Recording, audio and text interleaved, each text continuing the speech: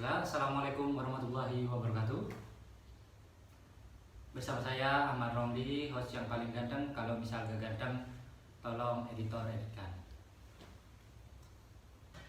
Oke, di sebelah saya ada Rahardian Anugrah Deputra, biasa dipanggil Rahardian aja mas. Anugrah. Anugrah. Saya panggil Anugrah aja. Oh iya, terserah mas. Ya meskipun Anda musibah, tapi di mataku Anda. Iya. Oke. Jadi gimana mas? Gini, sekarang lagi sibuk apa mas?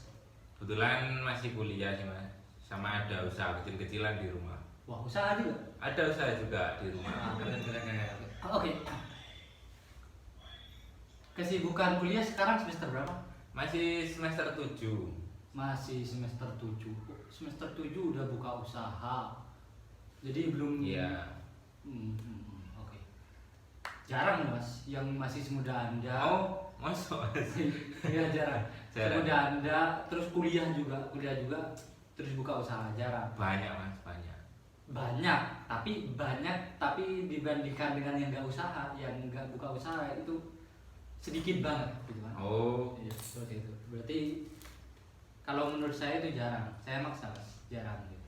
Anda mau mendebat? Iya. Jadi gimana mas, saya dipanggil ke sini ini gimana? Jadi gini, saya tertarik dengan usaha Anda.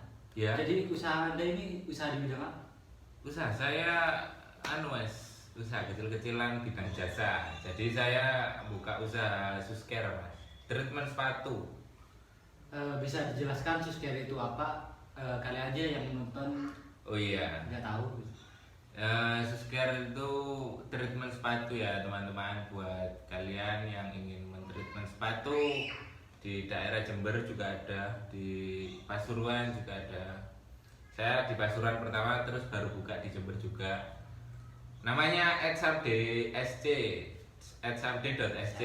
Bisa dilihat di Instagram @samde.sc. Itu treatment sepatu mas. Jadi mulai dari cuci sepatu ada, recolor, reglue, bisa semua. Nah, misal kayak recolor sama reglue kan nggak semua orang bisa gitu. Iya mas. Iya. Tapi kalau nyuci itu saya juga bisa mas. Semua orang juga bisa. Kenapa harus nyuci di tempat Anda? Kalau ya bedanya gini mas, kalau nyuci di saya ini kualitasnya mungkin lebih bagus kemungkinan. Jadi kan saatnya kita menggunakan equipment yang sesuai SOP dan sabun bahan-bahannya juga sesuai standar operasional juga. Jadi untuk mempertahankan kualitas produk saya juga harus tegas dalam memilih equipment sama bahan-bahannya juga mas. Jadi perbedaan antara mencuci sendiri dengan mencuci di Anda itu adalah pada kualitasnya. Pada kualitasnya. Oke. Nah ini kan kalau dibandingin antara mencuci sendiri sama mencuci di Susker Anda, apa namanya? Someday. Di Susker Someday. Nah kalau misalnya dibandingkan dengan pesaing lain, Ya. apa keunggulan dari jasa yang Anda tawarkan? Keunggulan dari saya mas ya. Gini mas, saya jelaskan dulu ya. Soalnya keunggulan di sini juga ada banyak. Maksudnya saya jelaskan dulu adanya dimensi kualitas yang saya keluarkan di sini. Dimensi kualitas di sini tuh ada 8 mas, ada 8. Jadi menurut Anda keunggulan Anda di segi kualitas? Segi kualitasnya. Oke. Kemudian kan ada 8 ya mas ya. Jadi 8 itu banyak mas. Adanya performance itu merupakan karakteristik operasi dasar atau produk inti dari suatu produk. Contohnya kecepatan, kemudahan, dan kenyamanan dalam penggunaan produk itu. Yang kedua ada durability atau daya tahan mas, berkaitan dengan berapa lama produk tersebut dapat terus digunakan. Jadi semakin lama semakin baik. Kalau contohnya di usaha saya ini kemungkinan harum yang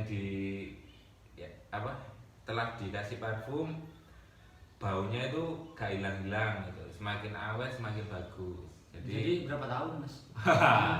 Kemungkinan 1 minggu. Baunya minggu. bisa hilang kalau di saya. Kalau dimasukin kulkas bisa setahun? Wah, freezer.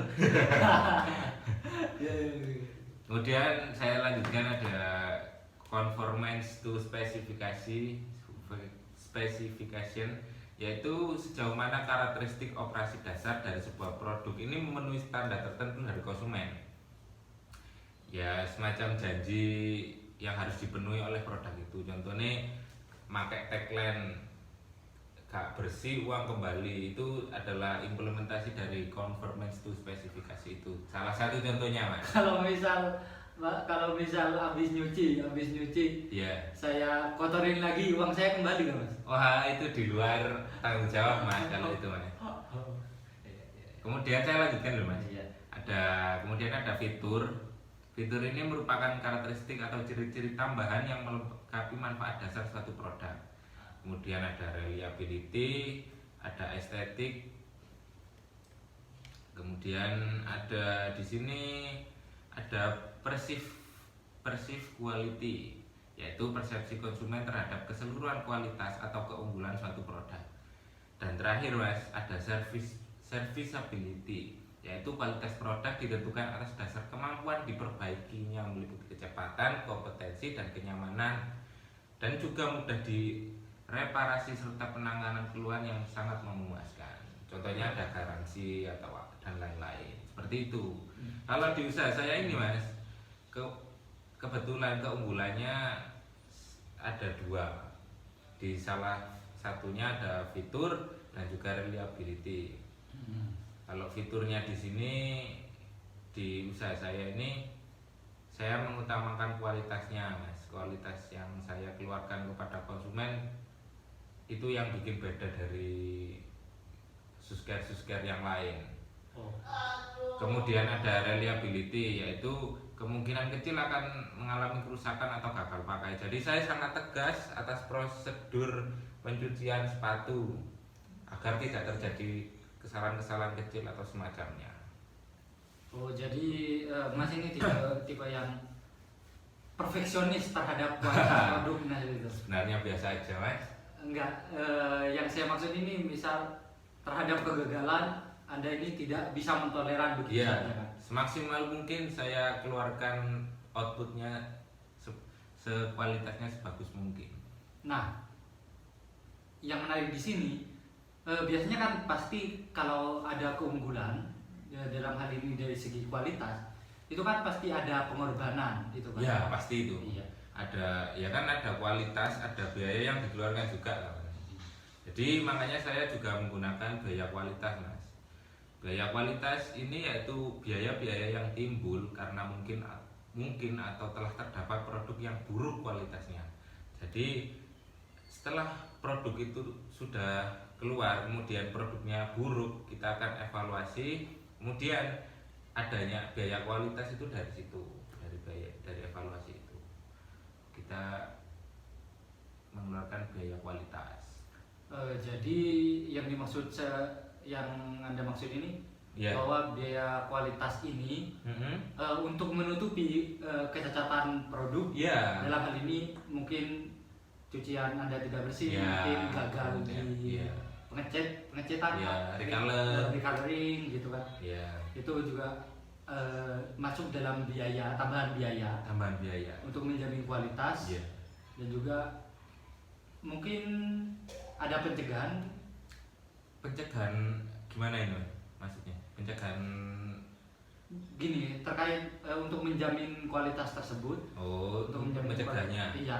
Gimana strategi Anda untuk menjamin kualitas? Di sini, Mas, ya. Saya untuk mencegahnya salah satunya di usaha saya ini sesuai standar operasionalnya. Contohnya mencuci sepatu ya. Kita ambil contoh dari cuci sepatu aja. Cuci sepatu ini ada beberapa tahap sebelum tahap terakhir finishing buat ke konsumen, untuk dikasihkan ke konsumen. Jadi setelah melewati tahap pertama, kita lihat dulu apakah sepatunya ini sudah sesuai standar kualitas. Kemudian kalau masih ada kurang-kurangnya sedikit, kita cuci lagi sampai 3 kali maksimal. Baru setelah 3 kali, ketika masih belum bisa hilang nodanya atau gimana, itu kita kasih solusi kepada konsumen, apa mau di treatment lain, nambah biaya juga, tapi kita kasih solusinya biasanya Mas. Saling komunikasi sama konsumen. Oke, berarti kegiatan yang Anda lakukan Ya. untuk menjamin kualitas di pengendalian ya. Ya. Kalau misal seperti tadi yang mungkin adanya kegagalan, Ya. pernah nggak ada kasus ada kegagalan? Oh ada Mas, ada pernah. Waktu itu recolor sepatu Mas jasanya. Konsumen saya waktu itu mau jasa recolor sepatu, kemudian sama pegawai saya itu keliru mengambil cat, jadi warnanya tidak sesuai dengan yang konsumen inginkan. Ya saya adakan garansi di situ Mas. Jadi saya garansikan 1 kali 24 jam gratis jika itu lapornya 1 kali 24 jam. Selebihnya itu saya tidak bertanggung jawab lagi. Oh, jadi saya simpulkan dari tadi untuk menjamin kualitas produk Anda menjadi sebaik mungkin dan bisa unggul dari perusahaan sejenis, Ya. dari jasa yang sejenis. Susker, ya. Anda menggunakan pengendalian. Dalam hal ini dalam bentuk pengawasan terhadap kegiatan pencucian Ya. dan decoloring seperti itu. Ya. Dan juga kegiatan strategi yang kedua yang Anda lakukan. Kegiatan karena kegagalan itu. Oh iya. Kan di sini ada 2 jadi Mas. Kegiatan karena kegiatan pengendalian itu, sama yang kedua ada kegiatan karena kegagalan itu. Saya jelaskan yang kegiatan pengendalian ini dilakukan oleh suatu usaha atau perusahaan untuk mencegah atau mendeteksi kualitas yang buruk. Kemudian yang kegiatan karena kegagalan itu dilakukan oleh perusahaan atau usaha atau oleh pelanggannya untuk merespon kualitas yang buruk itu. Jadi untuk pengendaliannya saya ada tahap-tahap tertentu buat SOP cuci sepatu di usaha saya. Ada resep dapur tersendiri. Jadi seperti itu. Jadi bukan cuma restoran yang punya resep. Iya, jadi saya juga punya resep tersendiri untuk usaha saya. Oh, saya ngiranya itu antara masing-masing perusahaan. Ya. Itu sama, bahannya sama, tekniknya sama gitu. Ternyata ada perbedaan. Ada karakteristik sendiri Mas. Oh. Setiap usaha Susker itu. Kemudian ya salah satunya saya punya resep dapur sendiri juga. Oke. Nah, di sini kan Anda menyebutkan tadi bahwa ada yang namanya biaya kualitas ya. Ya. Nah, biaya kualitas tersebut Anda masukkan ke dalam biaya produksi atau ada tersendiri? Oh, saya masih masukkan biaya produksi sementara ini Mas. Soalnya ya kan masih usaha kecil-kecilan juga, masih belum ke tahap-tahap yang levelnya agak tinggi dikit. Ya pelan-pelan lah Mas.